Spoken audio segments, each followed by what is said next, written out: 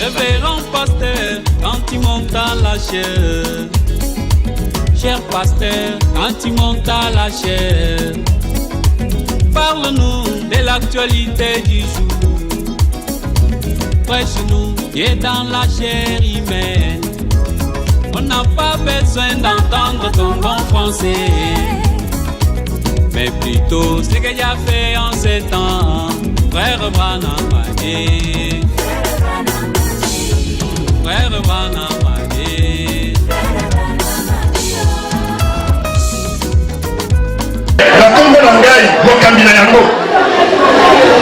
Je salue particulièrement les grands hommes de Dieu qui sont derrière moi.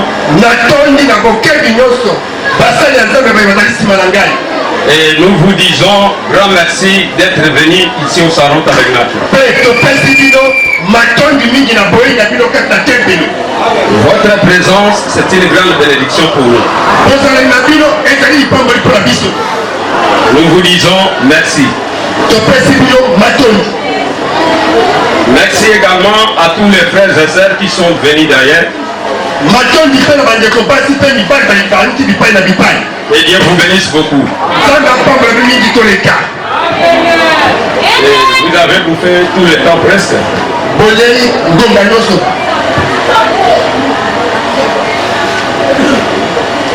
C'est une surprise cet après-midi.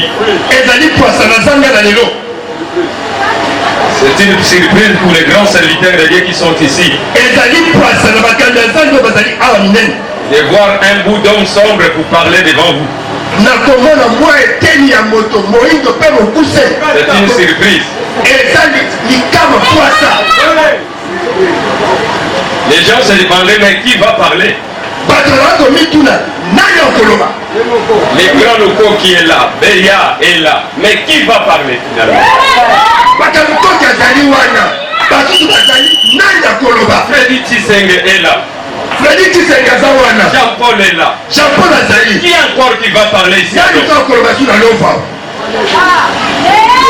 Est-ce que vous vous sentez bien cet après-midi? Et avant cela, je me présente. Devant vous, c'est votre frère David Kiangata, responsable de cette petite église que vous voyez. Et c'est par la grâce de Dieu qu'on est ce qu'on est.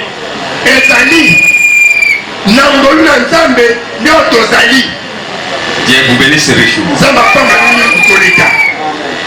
Je peux vous dire une chose que le saint prophète dit.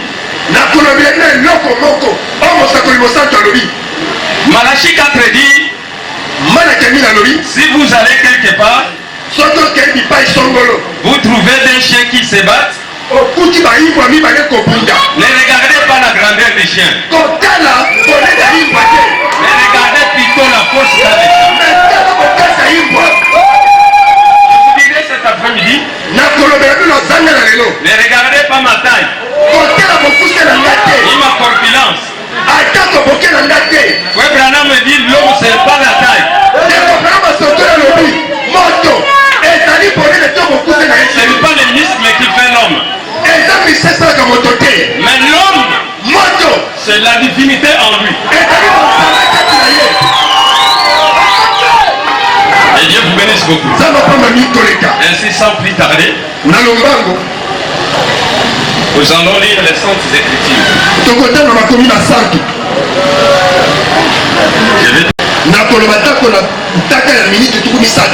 Que les mariages soient consacrés par le révérend Paul.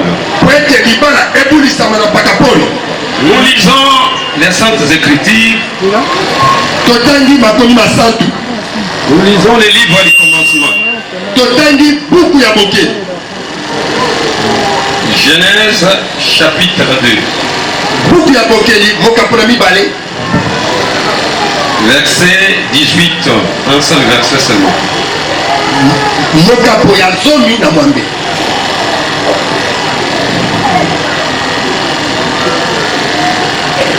L'Éternel Dieu dit, il n'est pas bon que l'homme soit seul.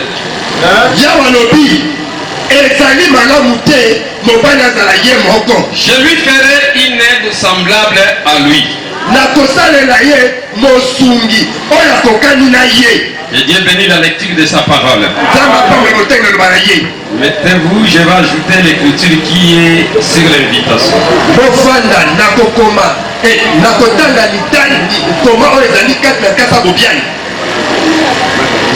C'est Hébreux chapitre 13.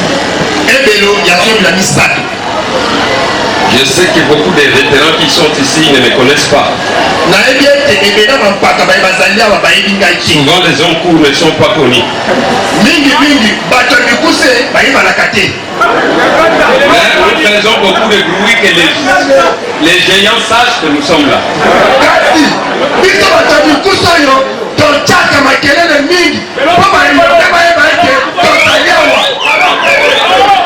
Est-ce que vous vous sentez bien?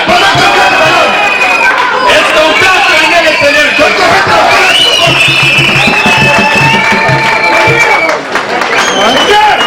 J'ai mis la deuxième écriture. Hébreux chapitre 13, verset. Que le mariage soit honoré de tous et les vies conjugales exemptées de la suite.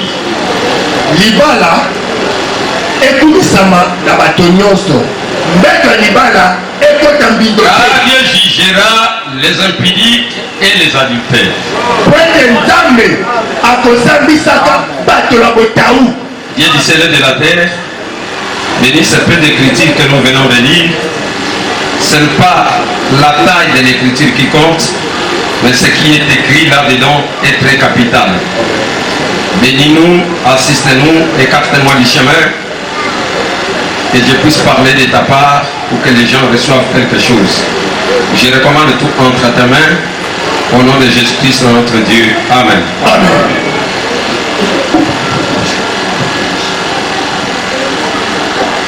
Avant que je puisse parler du mariage, est-ce qu'il y a des gens qui sont venus pour la première fois ici? Levez vos mains. Oh, que Dieu vous bénisse richement. Nous sommes très contents de votre présence. Mais je vais vous dire une chose. Si nous sommes rassemblés ici, ce n'est pas en vain. Est-ce que vous êtes là? Je vous donne une flash d'information. Avant que je ne parle du mariage, le mariage c'est une vieille institution. Mais laisse-moi vous donner une flash d'information cet après-midi. L'information que je vous donne, dans ce temps de la fin où nous vivons, dans ce 20e siècle, Dieu nous a envoyé un prophète.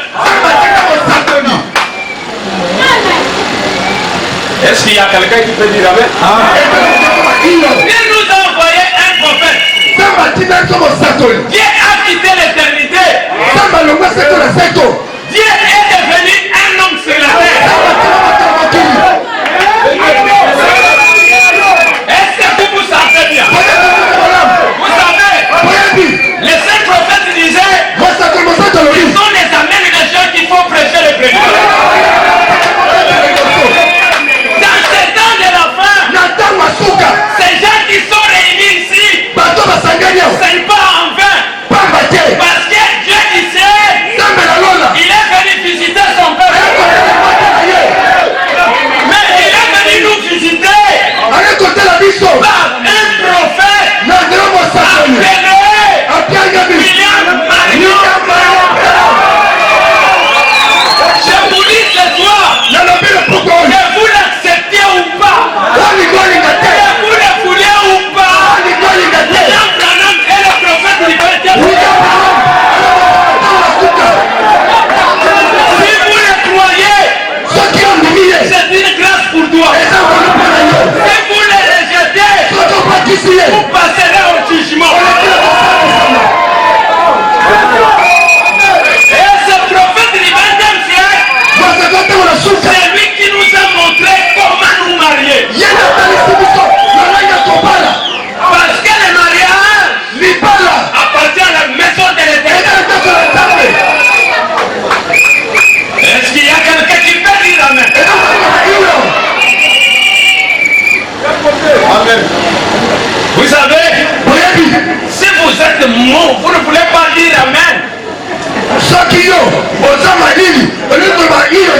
Moi, je vais vous inciter à dire Amen.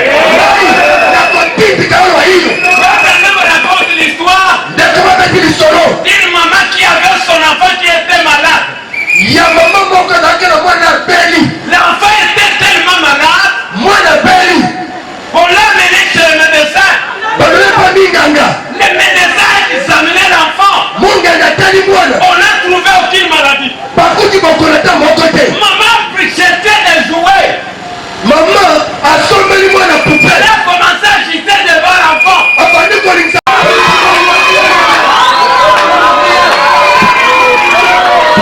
Vous savez, mon frère me dit, Jézabel n'acceptait pas qu'elle était son pasteur. Malgré elle était toujours son pasteur.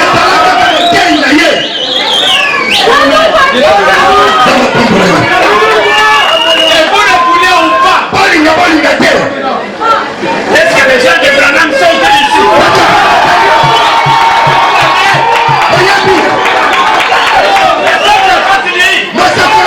Derrière la maison, nous donnons des coups.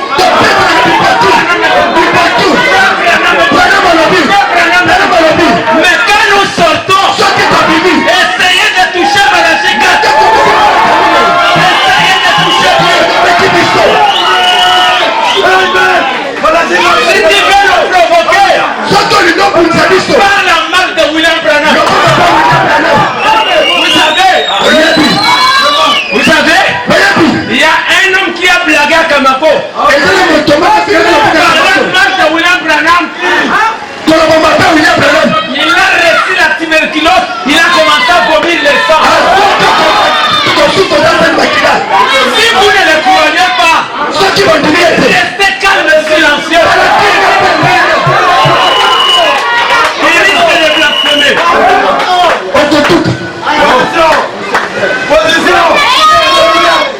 Est-ce que tu vas aller?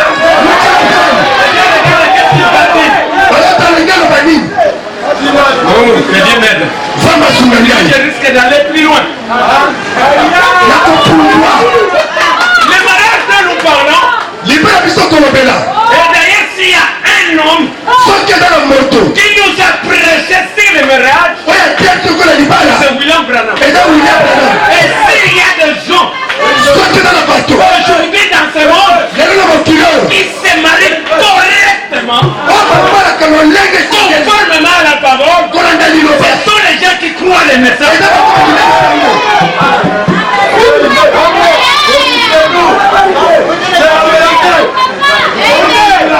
Parce que par toi hier, vous trouverez les gens. Je vais attaquer après.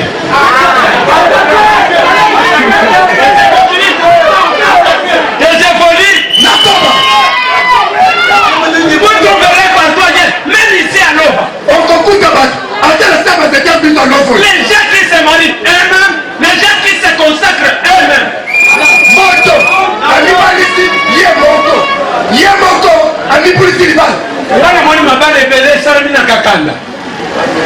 Si makosala kindumba mobali na mwasi bamilati si babali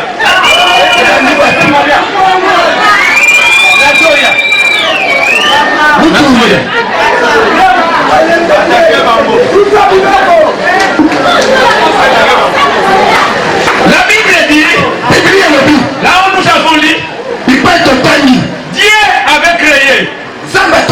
Il a créé toutes choses. Il a créé tout ce que vous voyez. Il a créé les animaux, les oiseaux du ciel. Et le saint prophète dit, les premières créatures de Dieu c'était les anges. Ils ont commencé à l'adorer.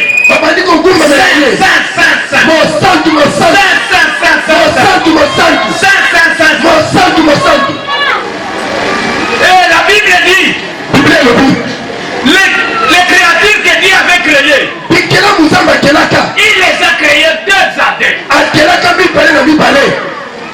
Je peux voir les taureaux avec une vache. Fierté. Les singes avec une canon. Ils grimpaient dans l'arbre avec fierté. Mais arrivé autour de l'homme, l'homme s'est retrouvé seul. Parce que les gens sont là. L'homme était seul. Sa conjointe. Il n'avait pas la joie. Et ce prophète dit, je peux voir l'homme assis sur un gros diamant de 100 carats. La main sur la joue. Il était triste. Un singleton, c'est un homme triste. Il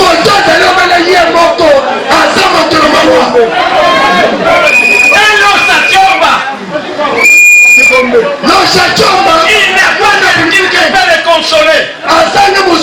Il va s'asseoir triste. Parce qu'il n'a personne pour le consoler. Est-ce que les gens sont d'accord avec moi? Si vous trouvez un célibataire, si vous trouvez un célibataire endurci,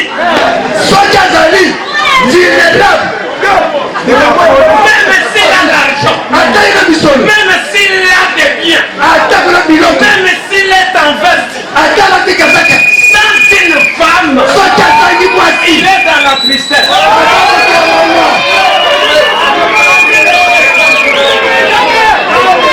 Est-ce que vous vous sentez bien? Adam était dans la tristesse. Et Dieu, quand il est descendu, vous savez, Adam était un Dieu de la terre. Et le Dieu créateur était le Dieu du ciel.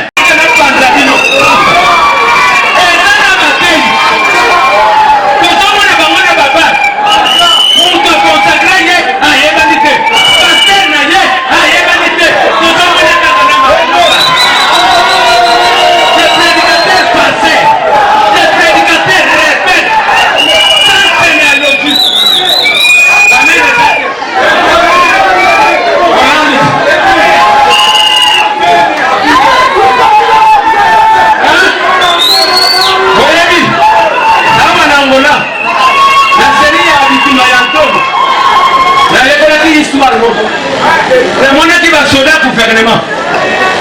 Ce qui a été dit tout. Allah dit ma sœur. Fais calme là. Il tient des rouges dans mon tout. Azo met ta massage. Azo dans la tête au Jordan. Qu'est-ce qu'il a commis? Qu'est-ce qu'il a commis? Des prédicateurs sans paix. Des prédicateurs non consacrés. Des prédicateurs non mariés. Ils vivent en adultère.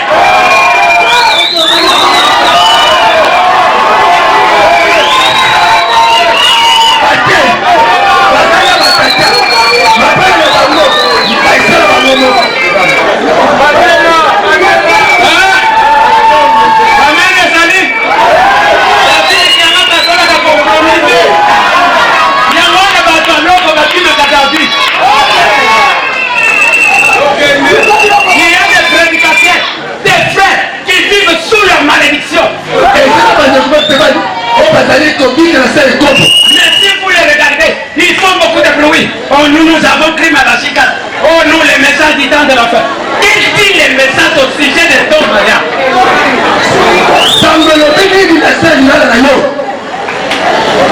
Oh, la première que je lis ça. Le lien d'adoration que Dieu a choisi. Amen,